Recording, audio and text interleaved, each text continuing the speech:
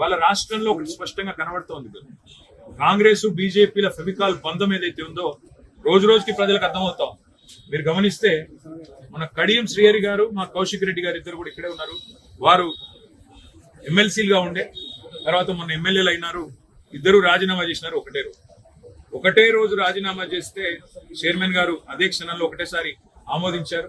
వెంటనే ఒకటే బుల్లెటిన్ లో ఎలక్షన్ కమిషన్ కి నివేదించారు. 2 ఖాళీలు వచ్చినాయి. అది కూడా ఒకటే కోట. ఇద్దరు కూడా ఎన్నికైంది ఎమ్మెల్యేల కోటాలు, వేరు వేరు కేటగిరీలు కూడా కాదు. మరి ఉప ఎన్నికలు పెట్టాలా? ఉప ఎన్నికలు పెట్టాలి అంటే సహజంగా ఒకటే కోటా కాబట్టి, ఓటరు కూడా మళ్ళీ వారే కాబట్టి, మళ్ళీ ఎమ్మెల్యేలే కాబట్టి ఒకటే ఎన్నిక జరగాలి. ఉప ఎన్నికలు రెండింటికి ఒకేసారి ఉప ఎన్నికలు జరగాలి. ఏం జరిగిందో మరి ఢిల్లీలో మతలబు.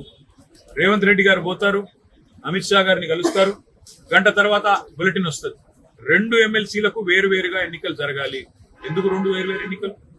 2 ఒకేసారి జరిగితేనేమో ఒకటి కాంగ్రెస్కి వస్తుంది, ఒకటి మా పార్టీకి వస్తుంది, బీఆర్ఎస్కి వస్తుంది.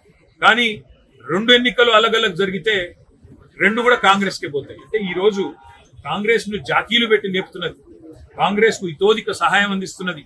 ఇవాళ గవర్నర్ గారు క్షణాల మీద ఆగమేఘాల మీద ఎమ్మెల్సీ నామినేషన్లను ఆమోదించిన పద్ధతి చూసినా గానీ, లేదా మొన్న 2 ఉప ఎన్నికలు ఒకేసారి నిర్వహించకుండా 2 అలగలగ్ నిర్వహించిన పద్ధతి చూస్తే గానీ స్పష్టంగా అర్థమవుతున్నది కాంగ్రెస్ బీజేపీ ఫెవికాల్ బంధం ఏదైతే ఉన్నదో.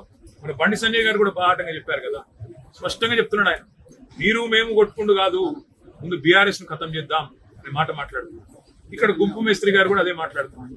కాబట్టి నేను అనేది రాష్ట్ర ప్రజలకు నేను చేసే విజ్ఞప్తి, వాళ్ళు ఏం జరుగుతా ఉందో అర్థం చేసుకోండి, అవగాహన చేసుకోండి. నిన్న మొన్నటి దాకా మా మీద దుమ్మెత్తి పోసినారు, మీరేదో బీజేపీతో అంటగాగుతున్నారు. కానీ ఇవాళ ఎవరితో అంటగాగుతున్నారో ఈ పరిణామాలు చూస్తుంటే స్పష్టంగా కనబడతా ఉంది. మరి ఇంతకంటే ఎక్కువ రాజకీయాలు రాజ్యాంగ అమల్లోకి వచ్చిన గణతంత్ర దినోత్సవం నాడు ఇంతకంటే ఎక్కువ రాజకీయాలు వద్దు. కానీ ఒక డిమాండ్ మళ్ళీ నేను పునరుద్ఘాటిస్తా ఉన్నా, ఈ రాష్ట్రంలోని ప్రతి సర్పంచ్ సోదరుడు సోదరి తరపున మా పార్టీ డిమాండ్ చేస్తా ఉంది, వచ్చే పంచాయతీ ఎన్నికలు జరిగేంత వరకు సర్పంచ్ల పదవీ కాలాన్ని పొడిగించండి. ప్రజాపాలన అంటే ప్రజాప్రతినిధులు నడిపించాలి తప్ప పర్సన్ ఇన్ఛార్జీలు నడిపిస్తే దాన్ని ప్రజాపాలన అనరు.